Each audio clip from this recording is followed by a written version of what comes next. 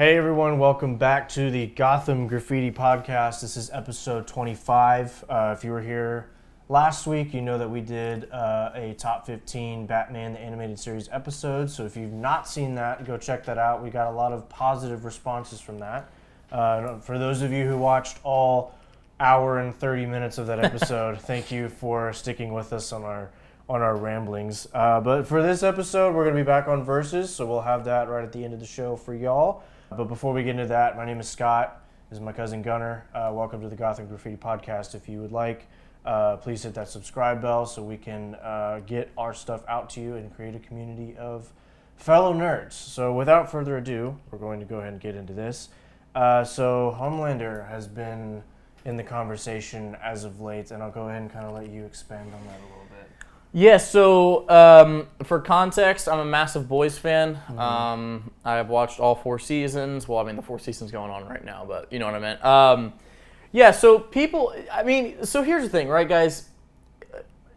As a comic book, superhero, whatever you want to call it, community, there's a trend of something comes out and it's really good and it's the best thing ever. And it happened with Spider-Verse.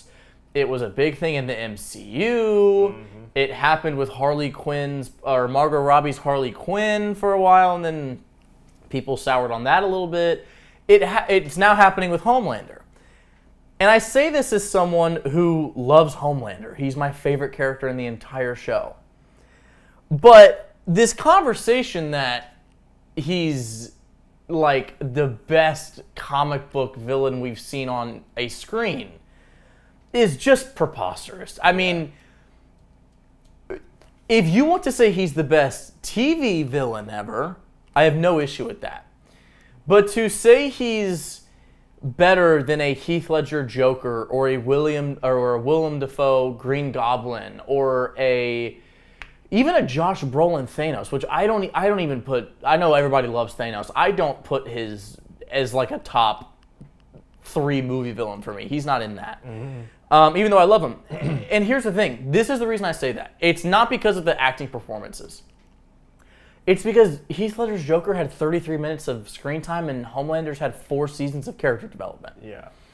I think when we have these discussions and we have these conversations, if you want to put Homelander on your villain Mount Rushmore, go for it, right? All of this hobby in this community it's all opinion and your own perspective. But I think these kinds of conversations are really, really hard to have when the sample material is not even remotely the same in terms of quantity. Right. I guarantee you that if The Dark Knight was a 4-season show, nobody would have ever touched Heath Ledger's Joker over 4 seasons of development, ever.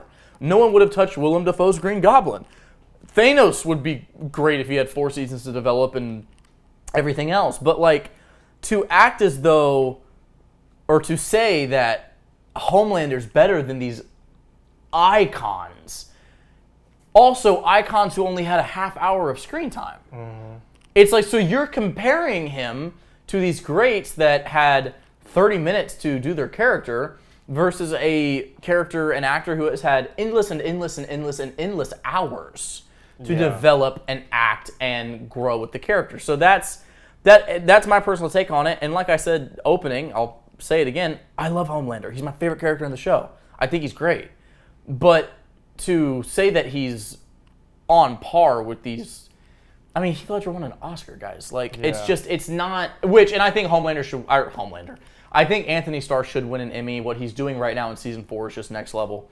But I think it's a little bit of an unfair conversation. I mean, kind of. I mean, for me, so for context, I've seen like 1 episode of The Boys, so I think I'm the control sample here. He's seen the clips on the TikTok. guy, I've seen all the TikToks, all the edits. I've seen all the shock value scenes of Homelander. I've seen the plane scene. I saw the scene that came out like 2 episodes ago, whatever it is. You know what we're talking about. Yes. I won't get into it. But I think that just as a culture, we have a problem with recency bias versus nostalgia. And actually looking at things, and again, kind of like he said, because comic book stuff and movies and television and video games, a lot of it is up to interpretation. So they're like, there is an objectively right answer, but there's also like it could be a right answer because you like it. That's just kind of how your opinion. That's how art works. So it's not like sports where it's like this guy's the best because he has the best stats or he led him to this many championships. It's not like that. But I do think as a culture we have a problem with like same thing with Spider-Verse. When Spider-Verse came out, everyone loved Spider-Verse and across the Spider-Verse as well. And then everyone stopped talking about it like 2 months after it came out. I like Into the Spider-Verse. I do not like Across the Spider-Verse, which I guess that's a hot take. I was bothered, not to cut you off, just to go on your point really quick. When people were like putting Spider-Man or they were against putting, like Spider-Man 2, I was like, are you kidding? Mm-hmm. Well, those are also the same people that put like Far From Home and like I like when that narrative came out that like it was better than the first two Tobey movies. I was like, that's absurd. That is an absurd take. Because you have the people that anything that comes out that's remotely decent in a comic book medium, they're like, oh, this is the best thing we've seen. It happened with the MCU. It happened with, I guess now with The Boys and everything. But then you have the people that are like, I guess on the other end of the spectrum, that are like, oh, well, these movies that I grew up on, no one can beat them because they'll always be the best. Which that's not the right take either. That's not the right take either, because it's like, we have to find, I think as a culture, we have to find a happy medium between, okay, this new thing came out and it's really good, but is it as good as some of the stuff that we've seen? And not looking at through the lens of nostalgia just because this is our favorite because this is what we grew up with. Well, and something I can think of in the last few years that happened with, where I just thought it was completely ridiculous, was Shang-Chi. Oh, yeah. It was a really good movie. I enjoyed it. But like when people were like, this is the greatest origin in the MCU. They did that with Eternals as well. I'm like, so you think this is better than the first Iron Man? Like, what? It's just, I don't know why it's a thing. It's just like you said, because then the flip side of it is the nostalgia perspective also isn't. Like, perfect example, Spider-Man 3 is my favorite Spider-Man movie. I recognize, I can make an argument why it's great, but I recognize that it's not the best. It's not the best. And I understand if somebody picks if somebody were to pick Into the Spider-Verse or one of the one of the Andrew movies or one of the Tom movies, if you want to make an argument for this, let's be careful. Yeah, if you want to make an argument for No Way Home, I could hear that. The first two, I'm not hearing that argument, but it's just the nostalgia take isn't the right take either. To be like, well, I grew up with these; they're the best because they're the first or whatever. Like that's not the right take either. It's just like you said, there needs to be a medium where we go, okay, let's objectively look at this and go, I mean, and just the fact alone, it's like, if you're making the argument that Heath Ledger's Joker, who had 30 minutes of screen time, versus Homelander, who's had 4 seasons, is better, then, to me at least, that's an obvious, it's like, well, then it's not better then. Because if you're having to make the argument for 30 minutes of screen time... Well, if you take the first season versus, like, I mean, even the first season, he's in it a lot, but, like, if you were to take a small sample size of Homelander and then all of Heath Ledger's Joker... Right, take the best 30 minutes of Homelander. Yeah, and then put it up against Heath Ledger. Well, the other thing I wanted to get into, and we can move on, because I don't really think there's anything else left to say about this, is like, on the note of Heath Ledger's Joker, it's like, Heath Ledger basically became the Joker for that filming. Like, he was method acting for that entire time. Same thing with, he didn't do a great job by any means, or he was okay. Jared Leto's Joker, like he kind of did the same thing. You had, what was the other villain I was thinking of? Oh yeah, the Green Goblin. Willem Dafoe. Like all of those guys when they were shooting and acting as whatever character they were respectively, it's like they became that character for that time of filming. And then like whenever they were in between takes or when they were off the set, obviously different actors do different things, but like a lot of them were like, okay, don't talk to me. Yeah. Like, not a comic book movie, but It, for Pennywise. I don't remember the newer actor that played him. Skarsgård? Yeah, he did the same thing. He didn't talk to the kids out of costume. He didn't let them see them. The only time that he was interacting with them was when they were acting on set. And like, I didn't know that. Not to take anything away from Anthony Starr's performance, but like, because it's great. From what I've seen, he has done a very good job. Like, the scene that I remember the most is like whenever he was the mirror scene when he was talking to Oh, himself. when he's talking to himself? Yeah, like that was some pretty good stuff. Like that was some good... that should win him an Emmy. That really good acting chops, really good characterization. Like, don't get me wrong. But, like, at the same time, it's like... He feels like he's just kind of like a meaner Anthony Starr with superpowers. Like, if that kind of makes sense. Like, he's not completely transforming his character. Like, I mean, this might be an extreme example, but, like, Christian Bale... Like, in any role. Literally any role. I mean, even I don't like Thor: Love and Thunder, but like even for that, like he went through a very good metamorphosis to become that character. And I mean, given he was probably just doing it for a paycheck and just so he could say he was in the MCU. But yeah, regardless, even for someone who a role of Christian Bale's that no one's gonna remember in 10 years, like he still did all of that just to become that character. And like I don't feel like if we're gonna have Anthony Starr in the conversation of top 5, like I think that needs to be taken in consideration. All that being said, in closing, we love Anthony Starr. We love Homelander. Please be Reverse Flash. Please be Reverse Flash. We hope we see him in James Gunn's DC universe. And then we can put you in top 5. Then we can put you in no one would have an issue with it. But all that being said, yeah, we're just making the argument of quantity. A quantity sample that's not a fair argument. And basically, bias. Quality versus quantity is essentially. Well, not even quality versus, because I think what he's doing is top notch. It's not to take it away from. It's just the fact that his sample size of content is much bigger, and we think that needs to be taken into heavy consideration when having these conversations, along with anything else that's recent that people are hopping on. But all that being said, we'll go ahead and go straight into. Really quickly, we're going to talk about the Superman set photos that came out this week. So yeah, I'll let you go ahead and get into that. We've kind of already talked about this. We had the screenshot that was released of Superman when he was putting on his boots in that like skyscraper or whatever. And I think I don't really think that my stance has changed, because I remember when we were talking about it, a lot of it was just like, can people chill out? Like, just calm down. Like, because when we were seeing that, it was a different gradient. It didn't look like it was as bright as it was going to be. And then, like, people were like, oh, it looks baggy on him. And then we see these set photos. I mean, even Mr. Terrific looks awesome, but, like... Gosh, he looks great. But, like, we see these set photos and everyone's like, oh, this is the most amazing Superman suit we've ever seen. And then we have the people that are like, oh, well, it's not a skin-tight, spandex suit, and this looks stupid. And, like... It's just like, guys, can y'all chill out? Wait till you actually see it. Well, first of all, it looks good, like in the set photos. It's a little bit different than what we've gotten, obviously. Like, it's not the spandex that we're used to with Reeves and Cavill, but like at the same time, it still has its charm. It's trying to go kind of more back to his roots. He's got the yellow symbol on the back of his cape. It's brighter in color, unlike Cavill's, even though we love Cavill. But, it's a brighter blue, brighter red. It's got the bright yellow color scheme to it. And I think, speaking culturally, like we were just going over in the last segment, it's like people need to calm down and not just nitpick over every little bitty thing that's on the suit. Because like that's what they were doing with Pattinson. Is they were like, oh, he's got these stupid things on his arms. His and like gauntlets. He's got he doesn't actually have leg armor. He's only got like plates on it or like something like that. And it's just like, and now everyone loves that suit, and it's like a fan favorite, and everyone's looking forward to the second one. So it's just like, calm down. Like, wait till you see a trailer. Like, just wait for a trailer. Even just because even like in a trailer, the suit can still look a little off. But like, just wait for the movie to come out.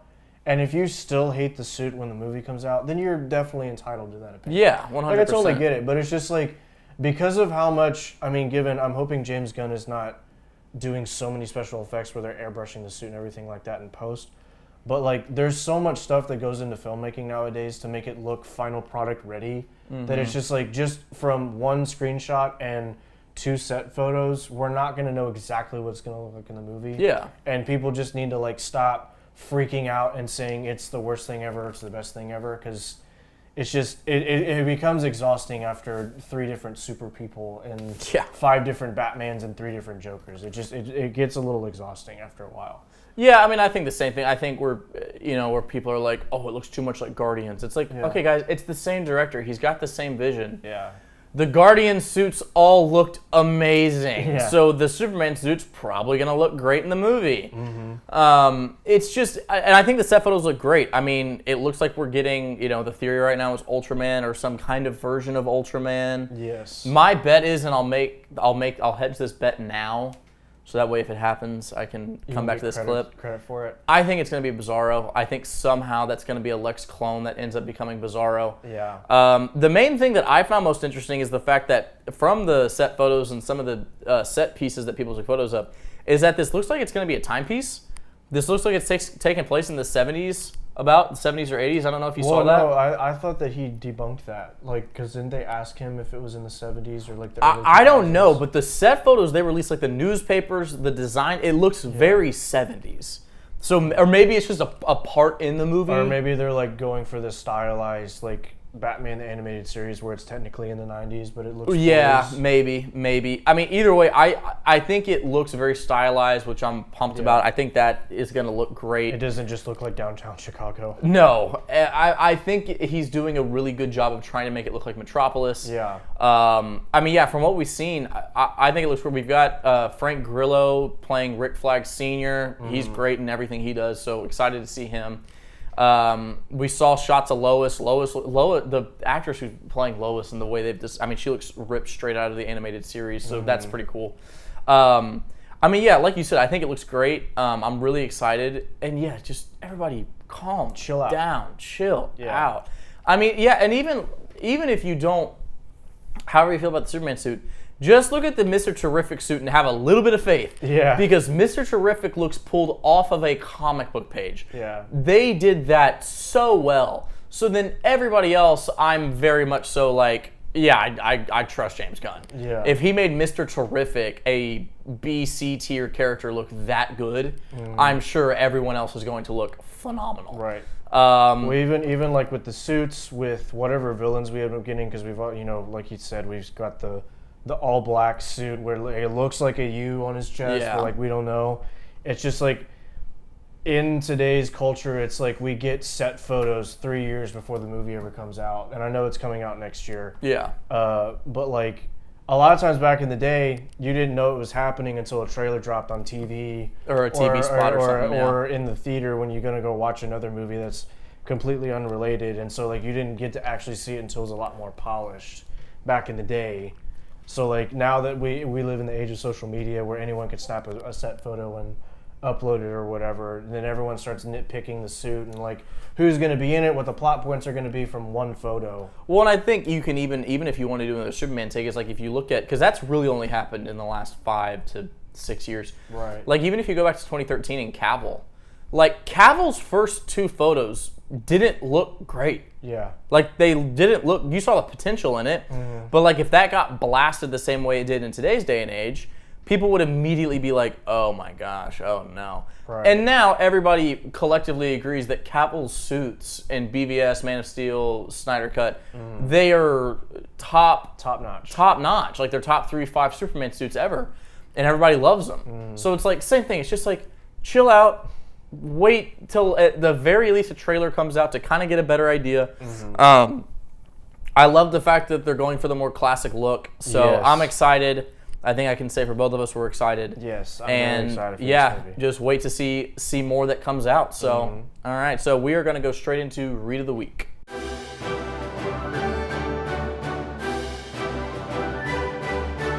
Okay, so for this week's Read of the Week, we have World War Hulk. We did Planet Hulk maybe 5-6 episodes ago.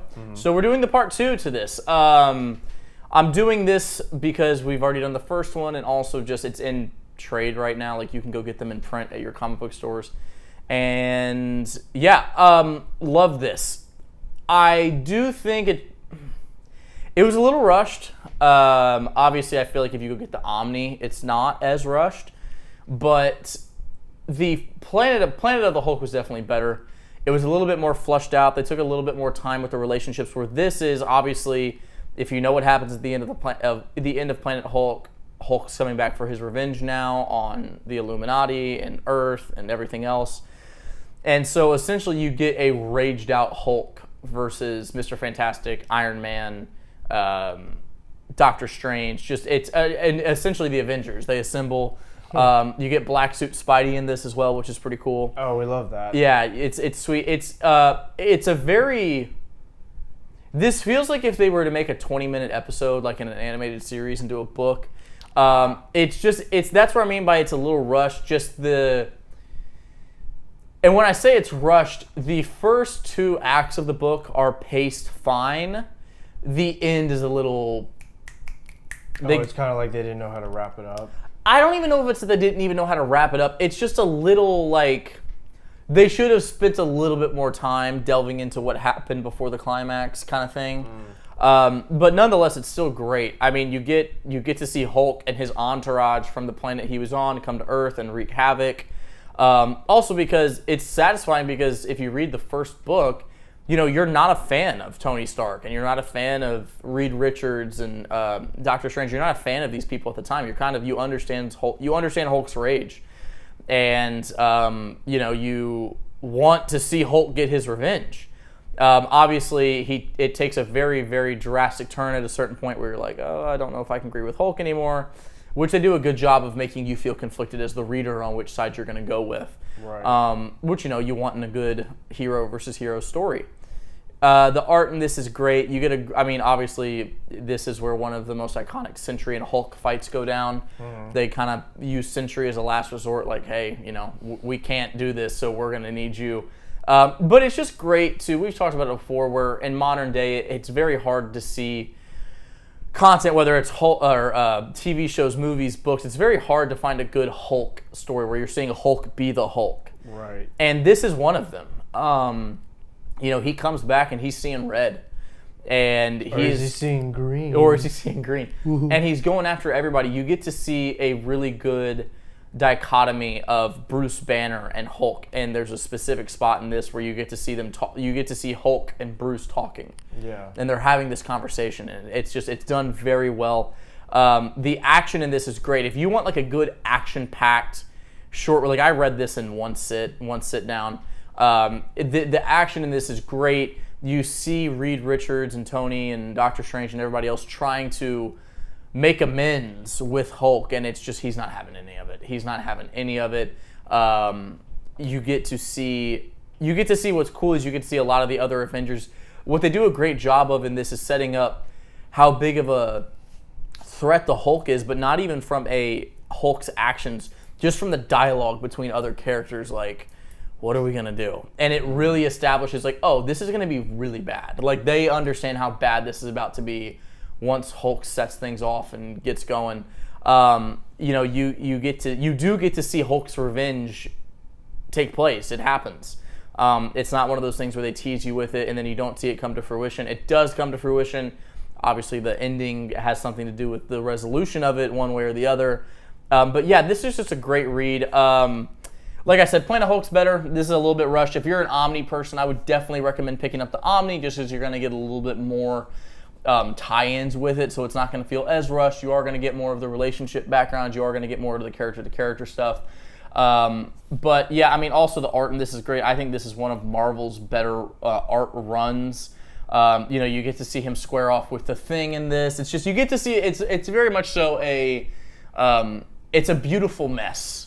It's a beautiful mess of a book where so much is happening at once, but every single page is something new, where as a fan, you're like, oh, I get to see him in Thing fight. I get to see him in Sentry fight. I get to see Black Suit Spider-Man do this and Tony do that and X, Y, and Z and so on and so forth. You really get to see how strong Hulk is, especially when he's going against Strange, and the way that him and Strange have their conflict, and seeing how much Doctor Strange is struggling with Hulk is very cool. It's just, I think this story in general, this book, Planet Hulk, I think this does a great justice to Hulk. And as big of a Hulk fan as I am, obviously I love it. So if you're a Hulk guy, if you're wanting something different, you're just wanting a little bit of a palate cleanser that's not Spider-Man, Iron Man, Wolverine, Cap, Avengers, this is a great read. It's a classic, obviously. When you think Hulk stories, this continuous run is top 3. So I love this one. I definitely recommend you picking this up. Right now it's going for $25. I believe Planet Hulk is going for $30, so you can get the whole set if you just want the trade for $50. If you want to go on eBay and get both, I I do know the Omnis are out of print, so if you do want the Omnis, they're going to be a little bit more pricey. But if you're just looking for the shorter, simple, getting to the point part of the story, go pick up the trades at your local comic shop. But yeah, that is this week's Read of the Week.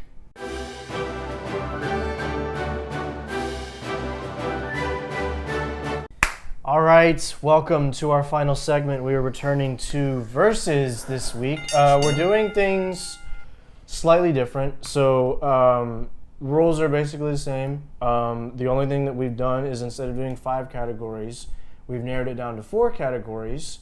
And if we get to the 4th category and it is tied, we're going to cut and really quickly come up with a new category.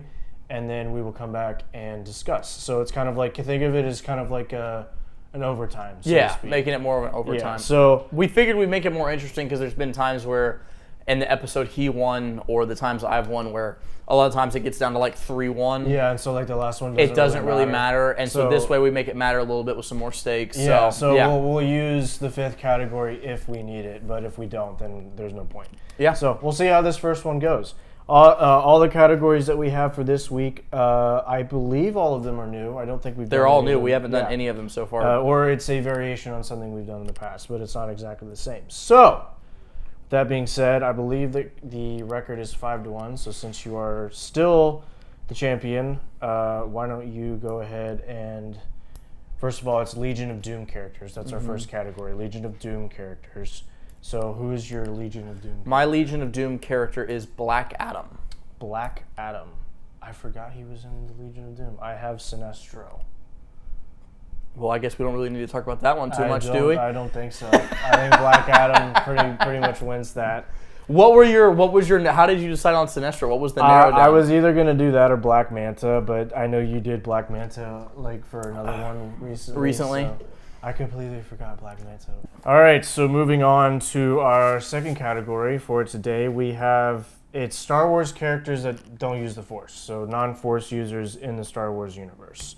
Who is your non-Force user character? My non-Force user character, his name is Dirge. Do you remember when we watched the 2D Clone Wars animated series and there was that the mercenary he was massive with the cybernetics and he had the mask that he fought Obi-Wan? That's what I'm talking about.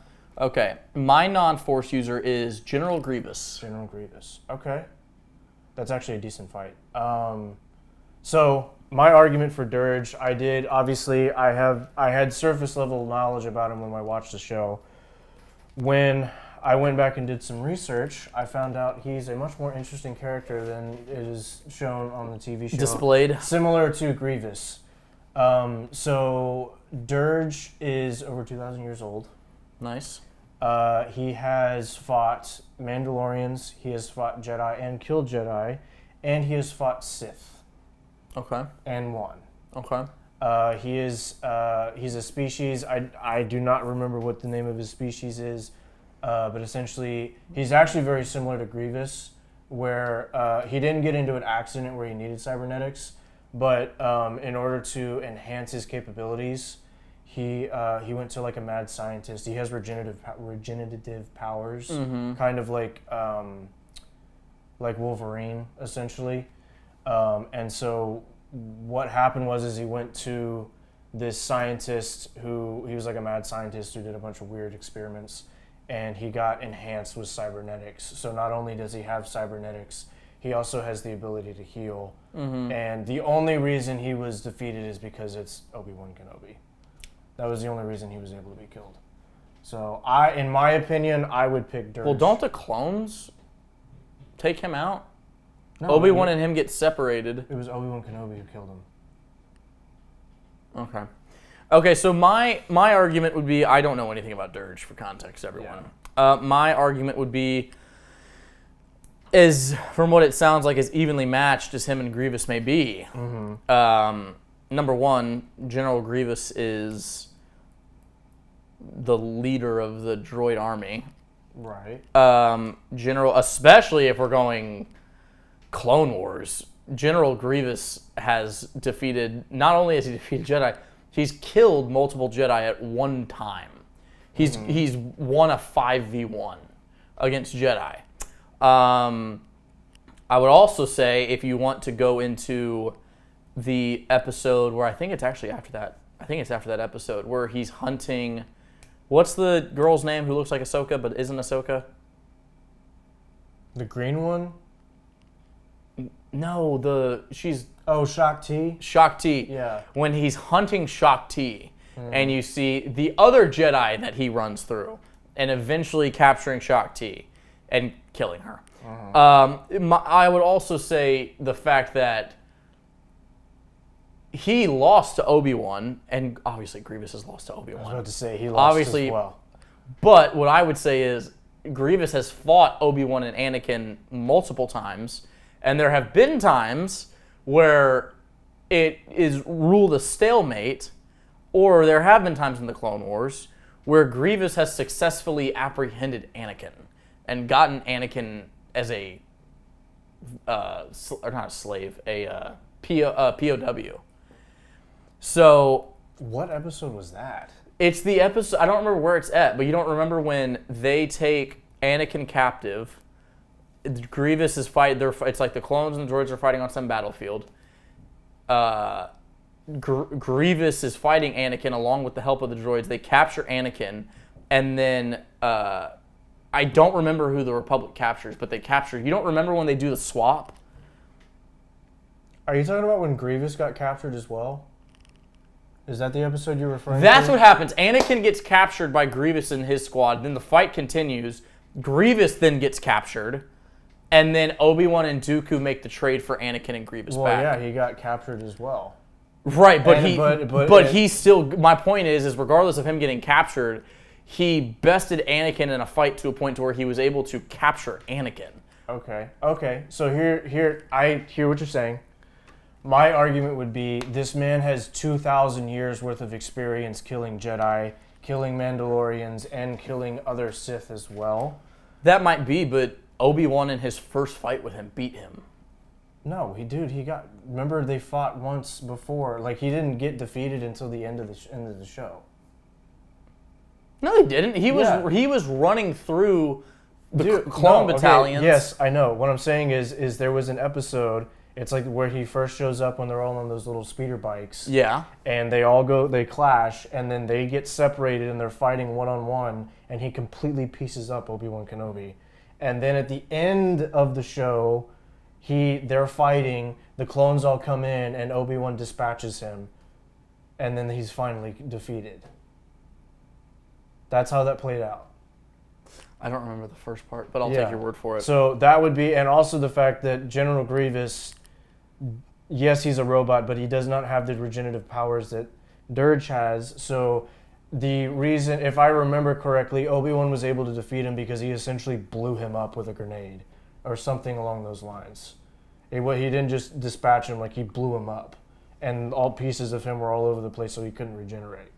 So I don't think that General Grievous would be able to, because he has that weapon where he can still fight with lightsabers, that big spear thing that he has. Yeah, it's like a big Seath. Yeah, so in my opinion, I would pick Dirge.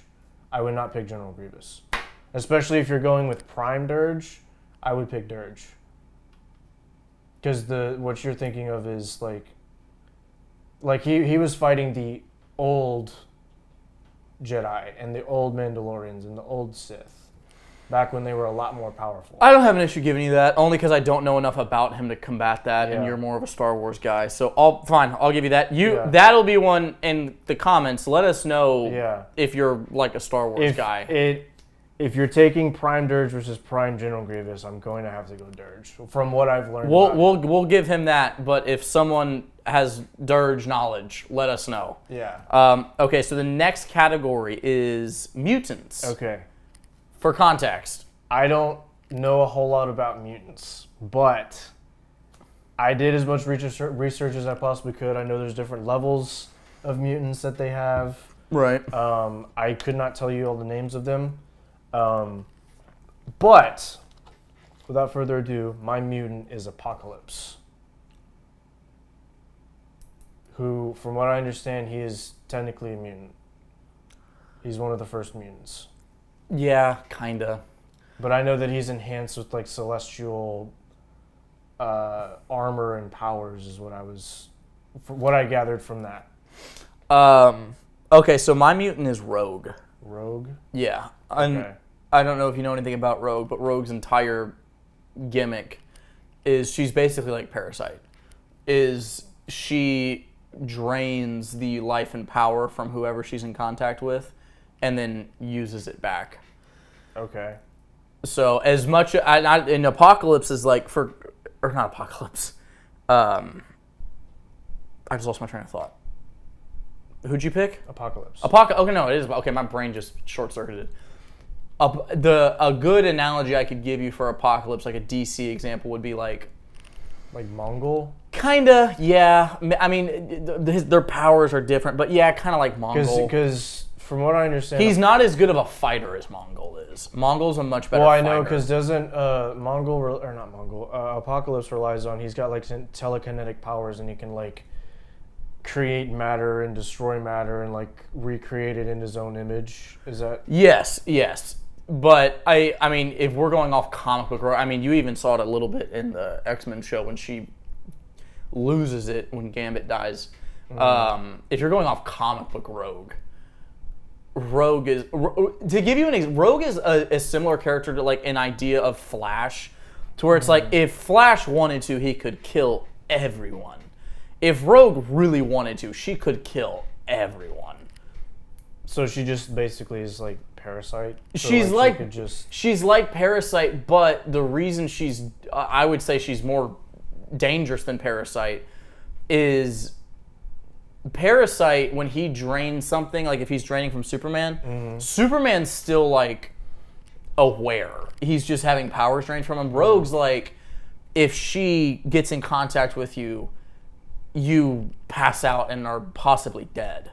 Okay. Like, she doesn't just drain your power, she drains your life force. Okay, so because I know that Apocalypse is a mutant, they're both mutants. Is there any sort of limit on what she can absorb, or is it just any power whatsoever? It's anything. That's why especially in the show, that's why if you watch the only reason her and Magneto have any kind of a romantic relationship is because of Magneto's electromagnetic pulse in his body. It like shocks back off him, and so it doesn't. So like she can't take Magneto, but like as great as Apocalypse is, yeah, if she got in contact with him, it'd be over pretty quickly. Yeah, I don't have enough to argue that, so I'd have to give you that one. Okay. So okay, so for our fourth, and considering the score right now, hopefully not our last category, it's energy projection. So this could mean one of two things: either A is a character like Starfire or Electro, where they have an energy and they shoot that energy out of their hands, or B, it's a character that has a weapon that has energy in it, or some sort of kinetic energy, like a Green Lantern, or like Big Barda. She's got that little wand thing that she shoots. Oh yeah, Big Barda. So something like that. So those are the two different types of people that you can have for this category. So who is your energy projection? My energy projection character is John Stewart. Okay. John Stewart, the Green Lantern. I have Thor. It's hard because, like, are we arguing? Because obviously, if it became a fist fight, Thor would win pretty handedly. Right. Is the argument who would win if it was a weapon off? Like, is that what you're proposing? Well, with Thor? I mean, from what I understood, it was just their fighting. So if they're able to get the weapon away from them. I mean, shoot, dude, I'll be honest. We might have to go to a fifth because I don't think any of the Green Lanterns would be able to beat Thor. Because, I mean, that's godlike power, essentially. Yeah, I mean, I don't. Because even if they didn't close distance and it was just Milnor, or however you say it. Mjolnir? Yeah, versus. Come on, man, you're a Norse guy. You gotta know the language a little bit better. Yeah, because I don't think the Green Lantern ring would be able to withstand. It's not even withstand. I think it could withstand it. It would be from an offensive perspective of I don't know how John's ring would be able to, in terms of an offensive stance, fight Thor's hammer. Yeah, I think that any of the Green Lanterns, besides maybe like the B tier, C tier Green Lanterns, I think they could put up a good fight, but I think Thor would eventually overpower them. The only time I would ever say that would maybe go in the Green Lantern's favor is like when Hal is joined with the Spectre, then Thor would probably have. Right, but that's an asterisk. Like that's like that's what I'm saying. It's like that would be the only time I would ever see that, or if you go. Which, dang, maybe I should have picked this. But if you go, like when Hal goes rogue and he's got like 6 rings. Oh, when he becomes like power hungry. When he's got like 6, then Thor would probably have an issue. If it was Hal with like 6 rings, that might be a problem. Okay, so all right, so we're going to a 5th. So we're gonna cut. We got to come up with a 5th category, and we'll be right back. Okay, so we're back for our tiebreaker category, and in the last couple minutes, we brainstormed, and the category we came up with was superhero teams. So, comic book teams in general. Yeah. So the 3 teams that were off limits were the Justice League, X-Men, and the Avengers. Every other team was pretty much on the table. So, go ahead and let you go first. Who's your comic book team? My team that I went with was the Suicide Squad. Okay, I went with Justice Society of America. So the JSA? JSA, yes. So that's... What members are you including? The original one that has Hourman, Dr. Fate, the Spectre, Sandman, Atom, the Flash, Green Lantern, and Hawkman. Those are the original lineup. Okay. I feel like that would take the cake because you got Jay Garrick's Flash, and I forget what's the Green Lantern's name. It's like Alan something, the one with the purple cape. Alan Scott. Alan Scott, yeah, with the red shirt. So I got Dr. Fate. My argument would be I went with the mid-2000s Suicide Squad lineup. Okay, so what are your members? So my members are Harley, Deathstroke, okay, Reverse Flash, Bronze Tiger, and Killer Shark. Not Killer Shark. King Shark. King Shark. So my argument would be not only am I matching your speed, I might be a little faster. Yeah, but I've got Dr. Fate and the Spectre on my team. Yeah, but that means I'd have to be able to stop Flash. Flash is on my team. No, I mean Eobard. Is Reverse Flash on your team? Yeah, I just said that. mid-2000s lineup. So that's what I'm saying. Not only can I match your speed, I'm a little bit faster. Right. I also do have the Atom as well. Let's not forget about him.